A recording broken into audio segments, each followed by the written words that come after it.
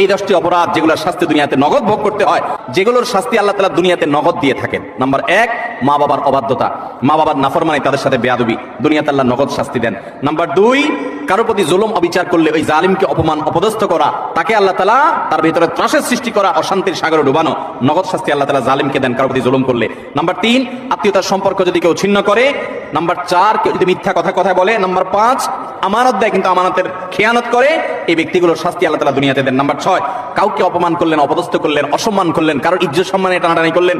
আজকাল দেখা যায় ফেসবুকীয় প্রজন্ম, ইউটিউব প্রজন্ম, টুইটার প্রজন্ম এবং আপনার এই টিকটক প্রজন্ম মানুষকে নিয়ে যাহা করছে, এতে তার ইজ্জত যাচ্ছে, কার সম্মান যাচ্ছে, এগুলো দেখে দেখি নেই। ছবি, ব্যঙ্গ, বিকৃতি, তারপরে যে মানুষকে অপমান অপদস্থ করা, নামকে বিকৃত করা, কোনো মুসলমানের খাস্তে হতে পারে না। সময় ইসলামের নামে আমরা এগুলো করছি। এগুলো যে করবে আল্লাহ তাআলা তাকে দুনিয়াতে নগদ শাস্তি দিবেন, অপমান করবেন, অপদস্থের মুখোমুখি করবেন।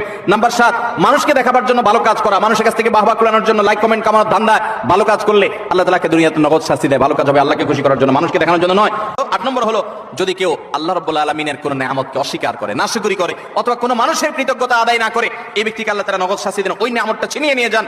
9 নম্বর হলো, যদি কেউ ব্যবসা বাণিজ্যে 2 নাম্বারি করে, মিথ্যা কথা বলে, কাস্টমারের সাথে, ক্লায়েন্টের সাথে প্রতারণা করে, এই ব্যক্তিকে আল্লাহ তাআলা দুনিয়াতে আযাব তার জীবনে দিয়ে থাকেন। তার সংসারে হয় অশান্তি, না হলে তার কোনো একটা দিক থেকে আল্লাহ রাব্বুল আলামিন ভয়ঙ্কর শাস্তির মুখোমুখি তাকে করে। নাম্বার 10, যেই কোনো আল্লাহর প্রতি অবাধ্যতা, আল্লাহর অবিশ্বাস, আল্লাহর নাফরমানি যারা করে, দুনিয়াতে আল্লাহ তাআলা ডিপ্রেশন, অশান্তি, কষ্ট এবং মানসিক যন্ত্রণা দিয়ে তাদেরকে শেষ করেন। তারা সুইসাইড সেন্টার খুলতে হয়, তাদের আত্মহত্যা করার জন্য জায়গা খুলতে হয়, তাদের জীবনের সুখ এবং শান্তি আল্লাহ তাআলা তুলে নিয়ে যান। আল্লাহ তাআলা আমাদের সবাইকে আল্লাহ রাব্বুল আলামিনের আনুগত্য পরিপূর্ণভাবে করার তৌফিক দান করুন।